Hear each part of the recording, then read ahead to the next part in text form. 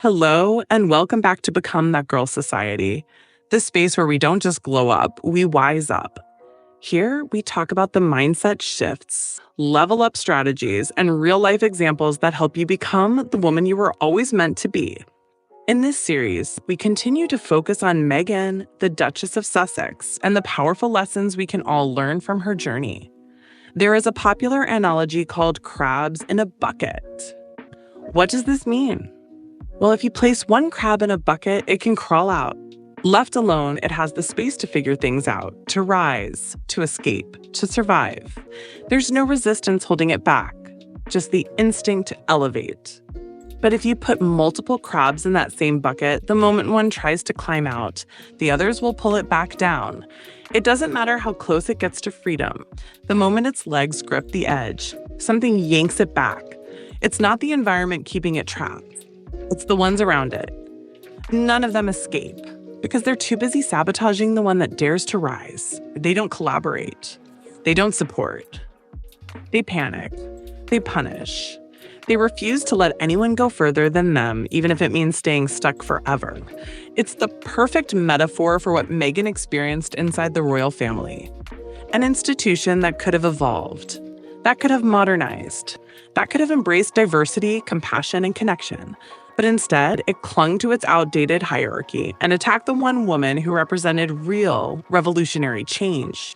Meghan and Diana before her brought a modern, relatable energy to a centuries-old institution.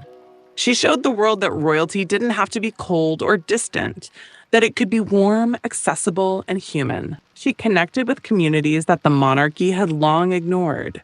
She didn't just wave politely, she listened.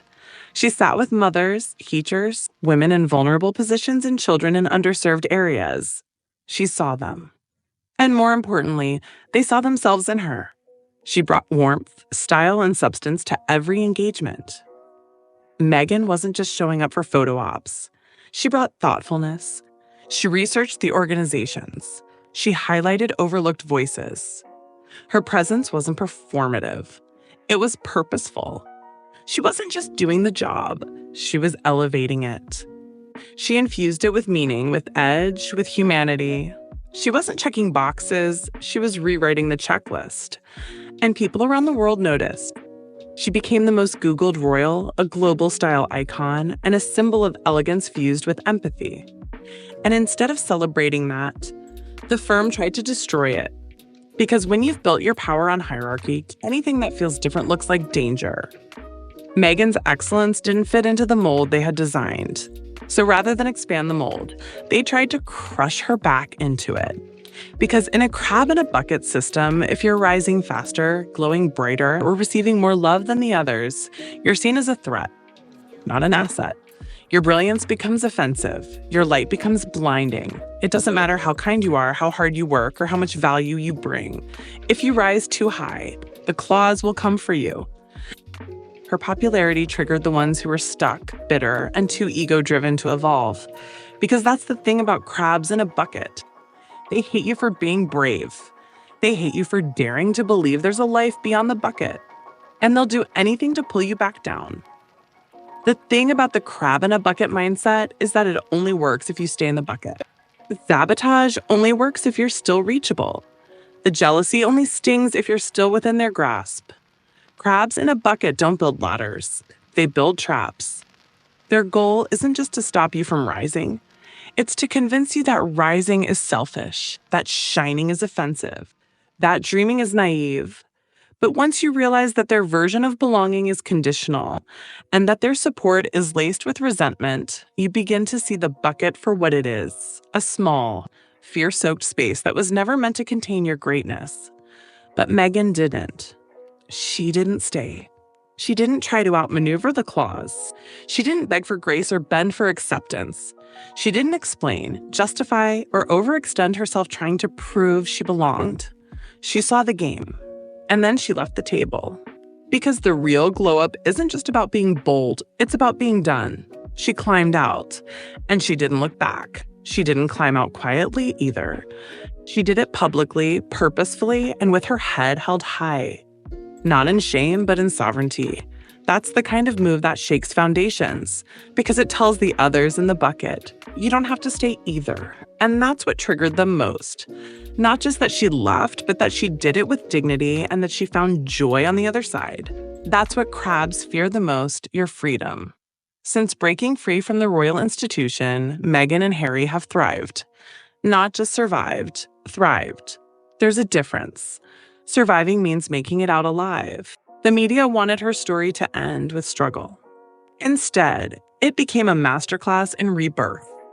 And not just because they're away from the toxicity, but because they've built a life that's full of people who want to see them win. Escaping toxicity is only half the battle. The real healing happens when you begin to surround yourself with people who don't flinch at your success, who don't compete with your glow, who don't question your worth every time you evolve. They didn't just leave a system. They built a new ecosystem, one rooted in reciprocity, not rivalry. That's the key difference. It's not just about walking away, it's about walking toward peace, toward alignment, toward healthy relationships and expansive spaces where you're allowed to be whole, where you're allowed to be excellent, emotional, ambitious, and still loved. Meghan's business ventures, investments, and partnerships are not only thriving, they're built on genuine connection and mutual empowerment. She didn't just chase opportunities, she chose alignment. Every move she's made since leaving the institution has been intentional. She's building wealth, yes, but she's also building wellness. It's success that feels good, success that doesn't require her silence. Many of her investments are in companies run by friends and confidants. She's not putting her name on just anything. She's choosing to uplift people she believes in, people whose values match her own. It's not transactional, it's transformational. One example is Clever Blends, a wellness company she publicly supported. This wasn't just a PR move. It was a moment of true endorsement. Meghan's backing instantly elevated the brand, but more than that, it demonstrated her willingness to use her platform for purpose, not just profit. It was about amplifying conscious business, about putting her name behind something rooted in care. Another is Highbrow Hippie, a Cali-based luxury salon co-founded by her longtime friend. This wasn't just a business move. It was a full circle moment. Meghan supporting her friend's business shows us what real sisterhood looks like. It's the kind of loyalty that says, I see you grinding and I want you to win. No ego, no competition, just elevation. Together, this isn't just business. It's a reclamation, a redefinition. It's showing the world that you can create impact and income without losing your integrity, that you can build something that feeds your soul, not just your bank account, and that when you pour into others, your cup doesn't get emptier. It overflows. It's community building, the kind that's sustainable, heart-led, rooted in trust. Meghan's network isn't just powerful, it's intentional. It's made of people who match her vibration, not just her visibility. She's not building a career, she's building a legacy. One that reflects everything the bucket tried to bury. Meghan isn't just choosing companies, she's saying yes to resonance, to aligned values, to teams and brands and people who move with integrity, kindness, and vision.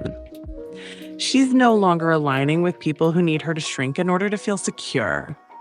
She's investing in rooms where everyone shines and no one has to dim to do it. People who pour into each other, not just with resources, but with real love, with honesty, with belief, with presence. These are the kinds of connections that fortify your purpose, not just your profits. People who want to grow together. Because growth isn't a solo act, it's sacred in community. When you rise together, no one has to fall. When you evolve together, no one gets left behind. Meghan's circle reflects that beautifully. It's not just her glow, it's the glow she shares. People who are inspired by each other's success, not intimidated by it. That's the dream. That's the goal.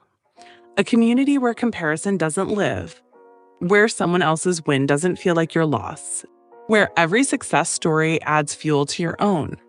Meghan has created that environment for herself, and that's something every woman deserves. And that's the lesson for all of us. You don't have to stay in the bucket. You can choose your peace. You can choose your people.